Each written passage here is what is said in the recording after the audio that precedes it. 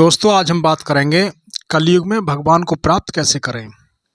आज के समय में सभी लोग भगवान को पाना चाहते हैं, पर इन्हें पाना इतना आसान नहीं है, क्योंकि आज के समय में बहुत ही ज़्यादा लालची और क्रोधी हो गया व्यक्ति, जिस वजह से भगवान को पाना बहुत ही कठिन हो गया। वैसे इनको पाने के लिए बहुत सारे रास्ते हैं, जिनकी मदद से आप आसानी से भगवान को पा सकते हैं, पर इसके लिए सबसे कठिन परीक्षा देनी पड़ती है, तब जाकर इनकी प्राप्ति होती है। पुराने समय में लोग भगवान को पाने के लिए कड़ी तपस्या करते थे, तब जाकर इन्हें पा पाते थे। आज के समय में मनुष्य के पास इतना सामर्थ्य नहीं है कि वो इतनी कठोर तपस्या कर सके, क्योंकि आज के खान पान में काफ़ी सारा बदलाव आ गया, जिसकी वजह से शरीर कठिन तपस्या करने में असमर्थ हो गया है।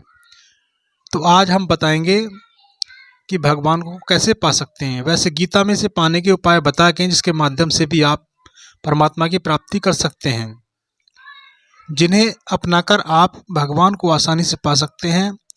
तो आज हम आपको ऐसे उपाय बताएंगे जिनको करने से आप परमात्मा की प्राप्ति कर सकते हैं और जन्म मरण के बंधनों से छुटकारा पा सकते हैं। भगवान को पाते समय कुछ सावधानियां बरतनी पड़ती हैं।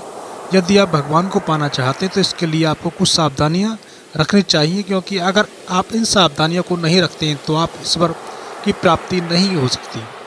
इसलिए आपको यह जानना जरूरी है कि कौन सा काम करें और कौन सा ना करें, जिससे आपको इन्हें पाने में परेशानियों का सामना ना करना पड़े। आपको भगवान की प्राप्ति आसानी से हो सकती है। तो आज आपको बता देंगे कि आपको क्या सावधानियां करनी पड़ेंगी। आपको क्रोध को त्यागना होगा। नंबर 1, आपको क्रोध को त्यागना होगा, क्योंकि भगवान को पाने में यह सबसे बड़ी अड़चन होती है। नंबर 2, भगवान को पाने के लिए आपको लोभ को त्यागना होगा। नंबर 3, अपने अहंकार और लालच को छोड़ देना चाहिए। नंबर 4, यदि आप भगवान को पाना चाहते हैं तो इसके लिए आपको मोह माया त्यागनी होगी। नंबर 5, इसके लिए आपको आलस त्यागना होगा और कर्म की ओर अग्रसर होना पड़ेगा। नंबर 6, आपको कभी भी किसी का अपमान नहीं करना चाहिए। नंबर 7, अगर आप चाहते हैं कि भगवान मिल जाए तो आपको हिंसा का मार्ग छोड़ना होगा। इन्हें पाने के लिए बहुत सारे सूत्र हैं, जिनकी मदद से आप आसानी से परमात्मा को पा सकते हैं। आज के समय में इंसान सब कुछ अपने मतलब के लिए करता है, चाहे वह भगवान के प्रति समर्पण ही क्यों ना हो, पर यह इतना आसान नहीं होता। भगवान को हर कोई पा नहीं सकता, इसके लिए हमें कठिन परिश्रम करना पड़ता है। और आज हम आपको बताएंगे आप इनको करने से, इन सूत्रों को अपनाने से, जिससे आपको भगवान की प्राप्ति हो जाएगी।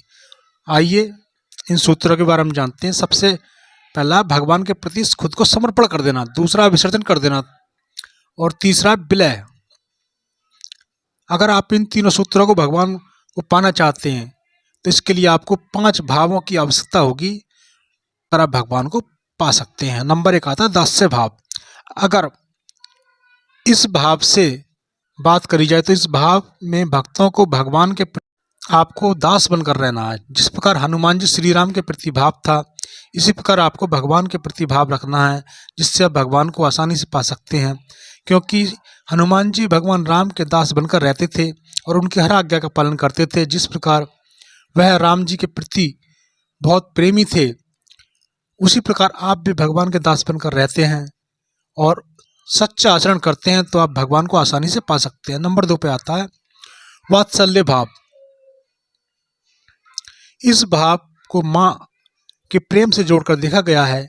आपने एक कहानी जरूर सुनी होगी, जिसमें एक बूढ़ी अम्मा श्री कृष्ण को अपने बेटे की तरह रखती थी। इसी भाव को दर्शाती है कि अगर आप भगवान को अपने पुत्र की भांति प्रेम करते हैं, तो उनकी देखभाल करते हैं, तो वह उसी रूप में प्राप्त हो जाते हैं, क्योंकि भगवान सदैव प्यार के भूखे होते हैं। आप जिस भाव से पूजते हैं वह उसी भाव से मिल जाते हैं, चाहे वह ममता हो या फिर किसी और का भाव हो, बस आपका प्रेम होना चाहिए। नंबर 3 पे आता है मित्र भाव। अक्सर लोग कहते हैं कि हम भगवान को अपना मित्र समझते हैं, उनसे अपनी हर बात शेयर करते हैं। भगवान को मित्र समझना ये मित्र का भाव नहीं होता, बल्कि उनके प्रति मित्रता स्वरूप में समर्पण भी रहना पड़ता है। अगर आप उन्हें अपना मित्र मानते हो तो आप उनसे उनकी तरह प्रेम करना पड़ेगा, जिस प्रकार आप एक दोस्त से करते हैं।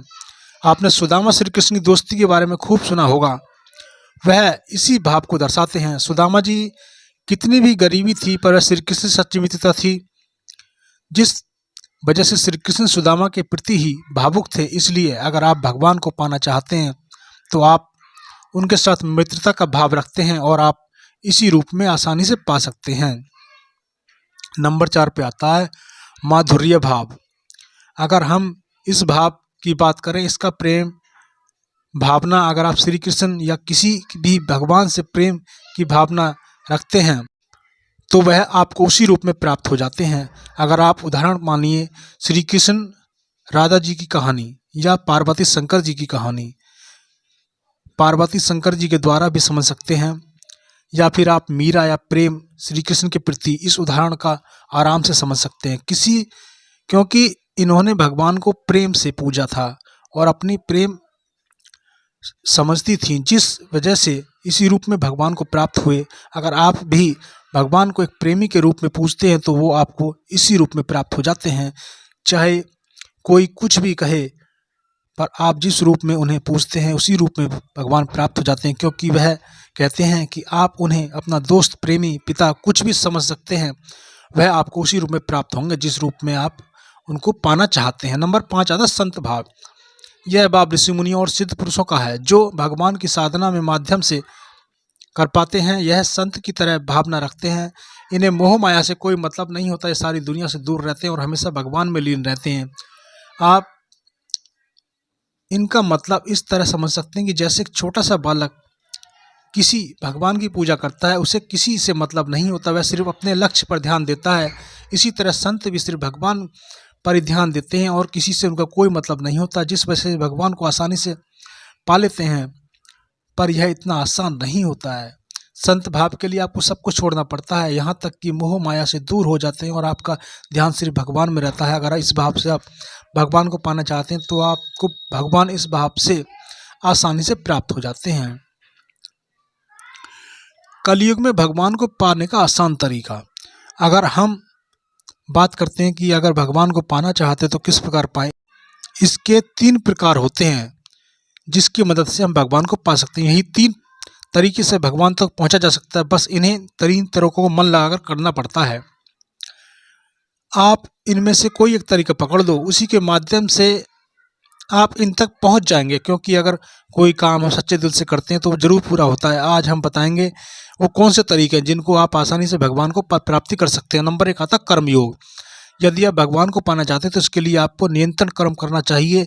आपको अपने कर्म के पीछे कभी नहीं हटना चाहिए, क्योंकि बहुत सारे मनुष्य ऐसा कहते हैं कि काम पर ध्यान देकर दूसरों के काम को टांग अड़ाते रहते हैं, फिर अंदर से आलस भरा हुआ होता है कि वह कोई काम नहीं करते, जिस वजह से आप ईश्वर से उतने ही दूर होते चले जाते, क्योंकि अगर आप कर्म नहीं करोगे तो ईश्वर आपसे दूर हो जाएंगे। उनका कहना है जो व्यक्ति कर्म करता है वह उन्हें प्रिय होता है। इसलिए अगर आप उन्हें पाना चाहते हो तो निरंतर कर्म करना ही पड़ेगा, तभी आप परमात्मा को पा सकते हैं। नंबर 2 आता है ज्ञान योग। इसके लिए ज़रूरी है कि आपको ज्ञान का अनुभव होना चाहिए, आपको वेद शास्त्रों की पूरी जानकारी होनी चाहिए और आपको हर विषय के बारे में अच्छी तरीके से पता होना चाहिए। आप ईश्वर को प्राप्त कर सकते हैं। अज्ञानी कभी भी ईश्वर तक नहीं पहुंच सकता। अज्ञानी सिर्फ भक्ति के मार्ग पर चल कर ही इन तक पहुंच सकता है। अगर आप ज्ञान योग के माध्यम से भगवान तक पहुंचते हैं तो इसके लिए ज़रूरी है कि आप वेदों शास्त्रों की अच्छी तरीके से अध्ययन करें, तभी आप इन तक पहुंच सकते हैं। नंबर 3 आता है भक्ति योग। अगर आप भगवान को पाना चाहते हैं तो इसके लिए आपको भक्ति योग अपनाना चाहिए। इसमें आपको भक्ति की राह पर चलना पड़ता है और सबसे सरल योग है, जिसके माध्यम से आप ईश्वर तक पहुंच सकते हैं, क्योंकि इसमें आपको कुछ भी नहीं करना पड़ता। इसके लिए बस आपको सच्चे मन से सच्ची भक्ति करनी पड़ती है और आपका हृदय पवित्र होना चाहिए। आपके हृदय में अपने इष्ट के प्रति समर्पण होना चाहिए।